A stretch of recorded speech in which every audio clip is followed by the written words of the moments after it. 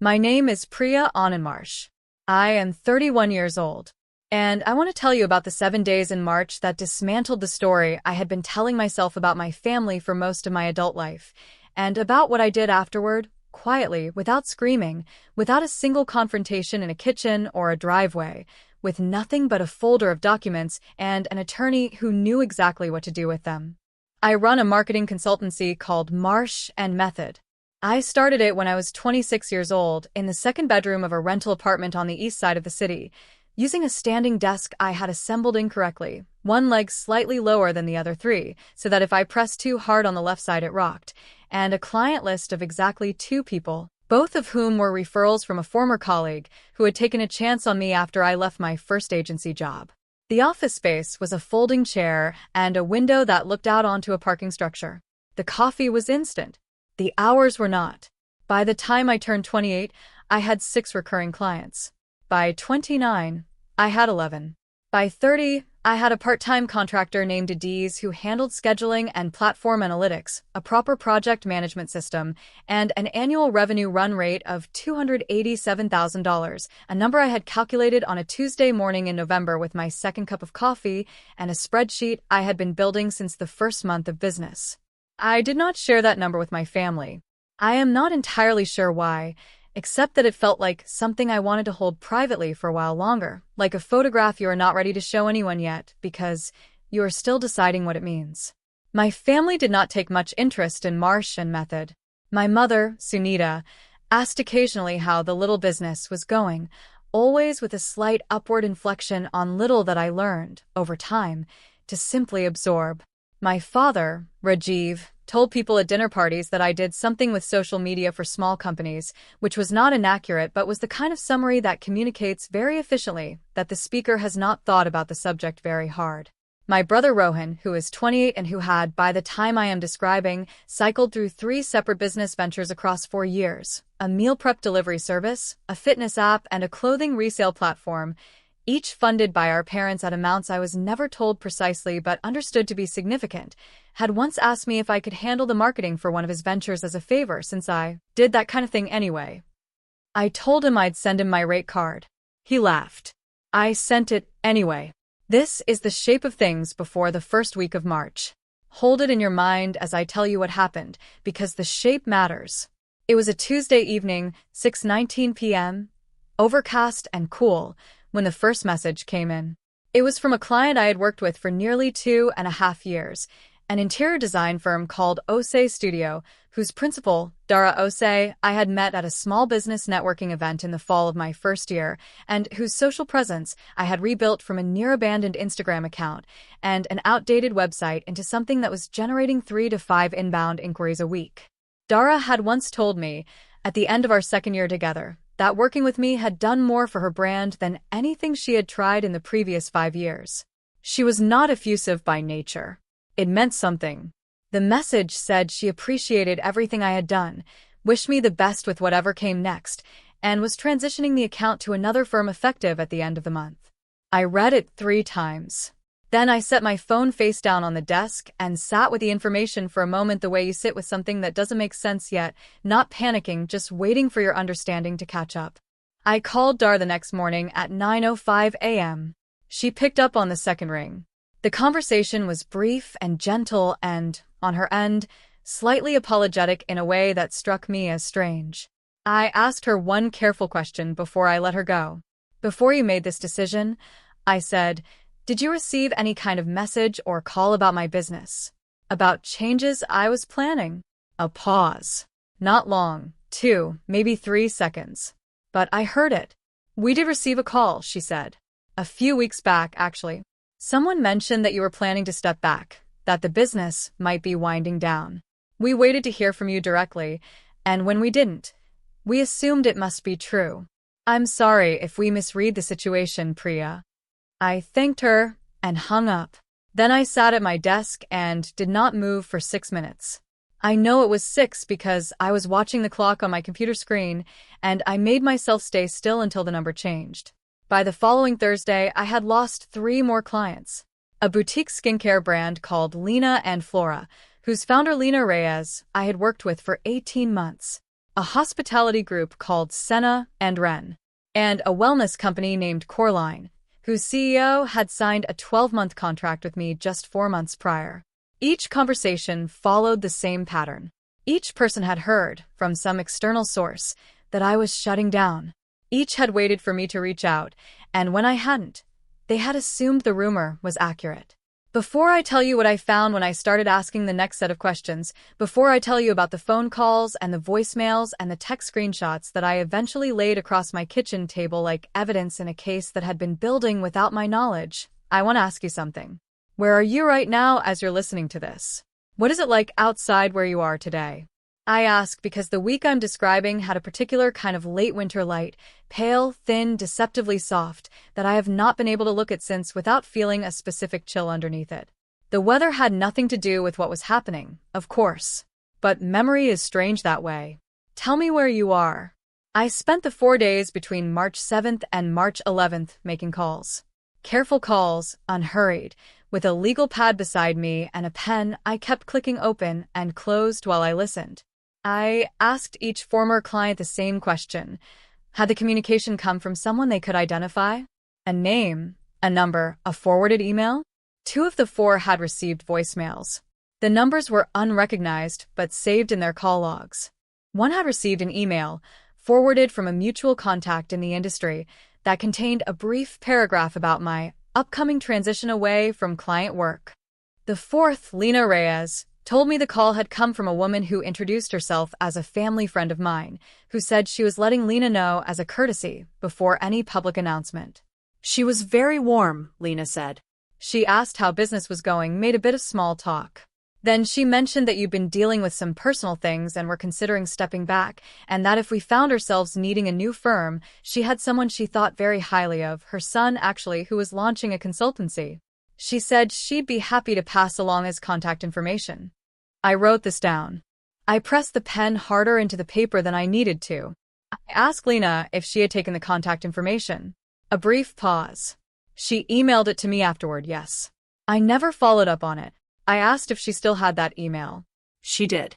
Over the next 48 hours, between March 11th and March 13th, I collected the following: 2 voicemail recordings, forwarded to me by clients who had saved them to their phones.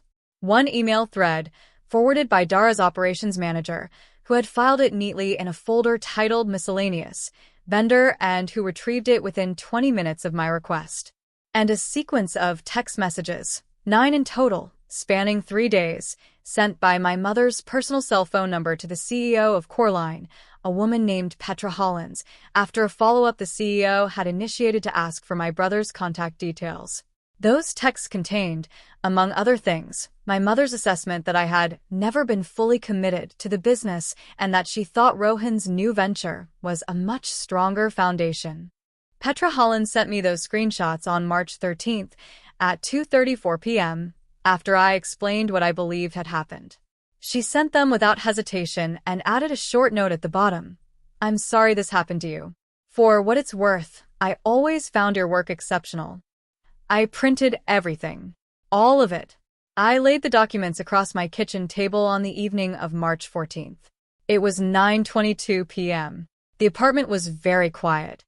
Outside, I could hear rain beginning against the window glass. Not a heavy rain, the thin kind that sounds almost apologetic. I read through each document twice. Then I sat with my hands flat on the table and understood, fully and without any remaining ambiguity, what my mother had done. She had contacted my clients. She had told them, carefully and warmly, and with the particular authority of someone who presents herself as acting out of concern, that my business was ending. She had done it so that they would become available, and so that she could funnel them toward my brother. She had done it with the confidence of someone who had never fully believed the business was real, who had looked at 5 years of my work and seen something small and temporary, and therefore rearrangeable. Something inside me went very still. Not angry, not in the way that anger feels hot and loud. Still in the way that decisions go still when you have been moving toward them without quite knowing it. I sat at that table for a long time. I watched the light across the street go out at 10:07 p.m. I listened to the rain. Then I opened my laptop, pulled up the contact page for my attorney's firm, and sent an email. It was 10:31 p.m. I wrote 6 paragraphs. I attached 4 documents. I told her I needed a consultation at her earliest availability. Then I closed the laptop, washed my mug, and went to bed. Let me go back because I think the backstory matters here. I think you need to understand the ground that this was built on before you can understand why my mother believed she could do what she did without consequence. I grew up in a household organized around my brother. I want to be precise about this because I am not interested in making my parents into villains. They are not villains. They are people who made a decision, early and probably without fully realizing it, about which of their children was more likely to need their investment, and they built a family culture around that decision so gradually that by the time I was a teenager it had become invisible to everyone, including them. Rohan is charming. He is quick and funny and physically confident in the way that some people simply are, and he has always been easy for people to like on first meeting. I am quieter, more interior. I take longer to warm to people, and I work through problems by writing lists rather than talking them aloud, which my mother has described over the years as being cold and living in your head, and on one occasion when I was 17 and had declined to attend a family event because I had a deadline, as thinking you're better than everyone. I do not think I am better than everyone. I just have always been better at following through. When I chose to study business communications rather than medicine, my mother was disappointed in a way she communicated clearly and often. When I took an entry-level position at a marketing agency after graduation instead of the corporate graduate program my father had identified and sent me the application deadline for 3 separate times, she asked me, directly and in front of my father at the kitchen table, whether I intended to spend my life settling for less than what this family deserves. I was 23 years old and newly employed, and I had spent 4 years building skills that I believed in. I said nothing. I finished my dinner. I drove home and started a new page in my journal and wrote down every skill I intended to have by the time I was 30.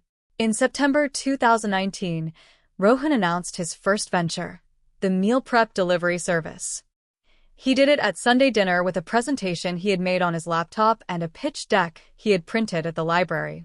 My parents responded with the kind of excitement I had not seen directed at either of us in years. My father committed $34,000 that same evening, written on a napkin that was later replaced with a proper transfer. My mother took 3 consecutive weekends to help Rohan build a website and design his packaging. When I offered once and quietly to help with the marketing, not as a favor, just as a genuine offer because I had real skills that were directly applicable, Rohan said he had someone handling it. I nodded and did not bring it up again.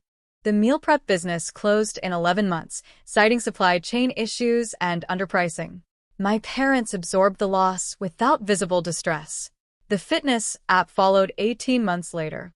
The resale platform folded before its public launch date, in March 2022, after a dispute with its co-founder that Rohan described differently every time he told the story.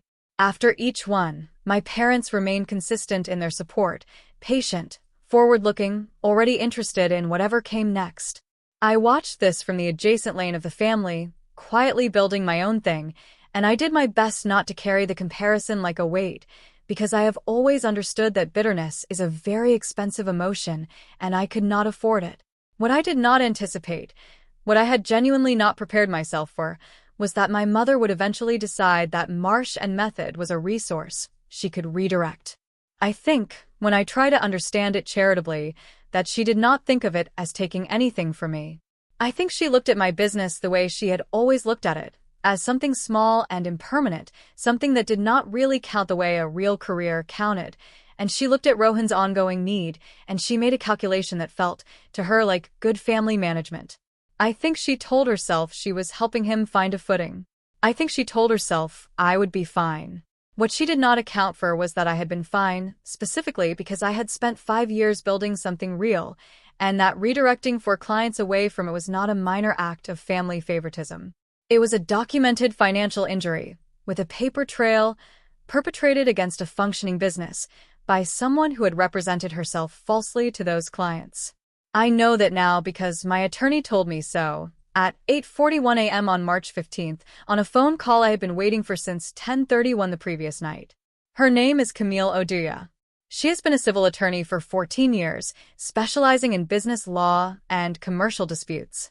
I had retained her 18 months prior to resolve a contract dispute with a vendor who had failed to deliver on a signed scope of work and refused to issue a refund. That case had resolved in my favor within 60 days, without litigation, through a carefully worded demand letter that Camille had drafted in 45 minutes and that I considered, afterward, one of the finest pieces of functional writing I had ever read. I trusted her judgment completely.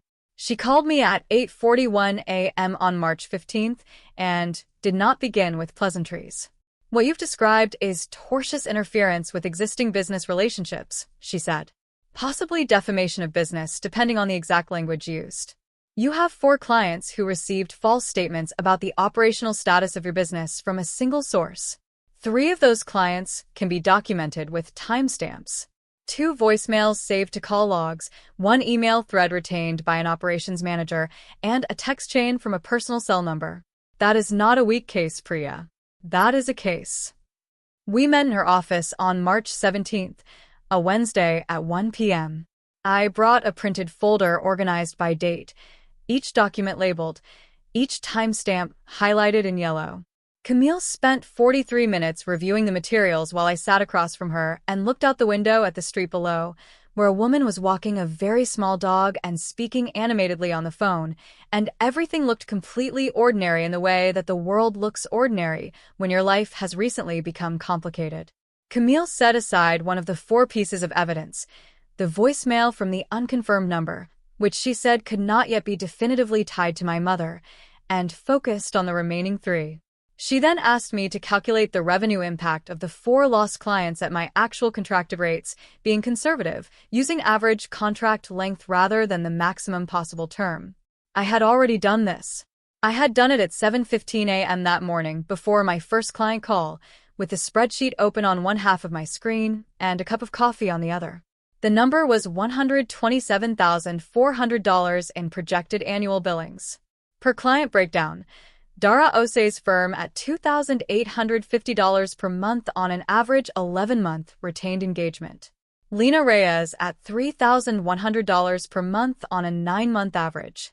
Senna and Ren at $2,400 per month on a 12-month engagement. Coraline at $1,940 per month, for months into a 12-month signed contract. These were not estimates.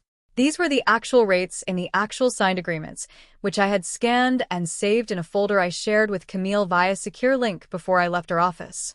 She thanked me for the preparation. She said most clients took a week to pull that information together. The complaint was drafted over the following 3 weeks. I reviewed 2 versions of it, making minor corrections to dates and amounts. I found 2 small errors, 1 clock time and 1 client name, that I flagged in my review notes and that Camille corrected in the final version. On April 8th, I approved the final draft. On April 22nd at 3:47 p.m., the defamation filing was submitted. My mother was named as the sole defendant. My brother was not named. My attorney's assessment was that the evidence of solicitation pointed entirely to my mother, and that adding Rohan without direct evidence of coordination would weaken rather than strengthen the claim. I had not told either of them it was coming. The afternoon before the filing, April 21st, a Monday, I left Camille's office at 12:30 p.m. after a final review meeting and drove to a park near my apartment that I had been walking in since I first moved to this part of the city, 6 years ago, when I was 25 and newly employed and convinced I was on the edge of something I couldn't quite name yet. I parked and sat in the car for a while, without getting out. The park was quiet in the middle of a weekday, a few people with strollers, an older man reading on a bench, 2 teenagers sitting on the grass looking at one phone together. The light was the same thin, pale light from that week in March. I had stopped finding it beautiful.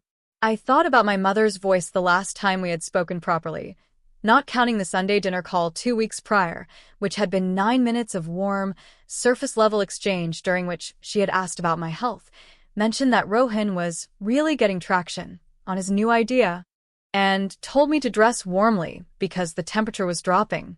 She had spoken to me with the same easy warmth she always had. She had not mentioned the calls she had made to my clients. She had not mentioned my brother's consultancy. She had asked if I was eating well and reminded me that she had a recipe for the dal I'd mentioned liking as a child, and she would email it to me. I had said that would be lovely. We had hung up. I think about that call sometimes. I think about how well she performs the ordinary texture of family, the small questions, the recipes, the weather, even while doing something that, if I had known about it, would have made the conversation impossible. I do not know whether to be impressed by the compartmentalization or frightened by it. I think I am a little of both. I got out of the car eventually and walked the path along the water for 40 minutes. I thought about the version of me who had walked this same path 6 years ago and told herself she was going to build something real. I thought about the misassembled desk and the 2 clients and the very specific feeling of knowing you are capable of something you haven't yet proven. I thought about all 5 years of early mornings and client calls and proposal rewrites and the quiet accumulation of proof that I had not been wrong about myself. Then I drove home. I made dinner. I proofread one client deliverable and sent it at 8:47 p.m. I went to bed at 10:52 p.m. and slept better than I expected. The filing landed, as I said, on April 22nd. Camille texted me at 3:52 p.m., filed, and timestamped. You'll receive the confirmation by email. I was on a client call when the text came in. I finished the call, made a note in my project management system about a revision due the following Tuesday, and then I closed my laptop and made a cup of tea and sat by the window and waited to see what happened next. My mother called for the first time at 6:08 p.m. I watched her name on the screen until it stopped. By 9 p.m. that night, I had 17 missed calls across all numbers, 4 from my mother, 3 from my father, 2 from Rohan, 1 from my Aunt Praveen, who had been deputized in the family's response to situations requiring diplomacy since at least 2016, and 7 from a combination of family-adjacent numbers I recognized but had not saved formally. My father's calls were the ones that stayed with me longest because my father does not call. In an ordinary month, we exchanged perhaps 2 calls.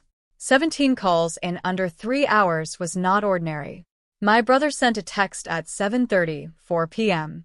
Read, Priya, what is this? You need to call mom. This is not okay. My mother sent a text at 8:19 p.m. It read, Beta, I was only trying to help the family. You don't understand what I was doing or why. Please call me. We can work this out together, just the 2 of us. We don't need all of this. I noticed that she had not said the calls had not happened. I responded to none of them that night. By April 24th, 2 days after the filing, the number of missed calls from family numbers had reached 43. My father sent an email, formal, careful, more formal than anything he had sent me before, asking whether we could meet as a family before this goes further than it needs to. I forwarded it to Camille at 9:03 a.m. She advised against any direct family meeting without counsel present.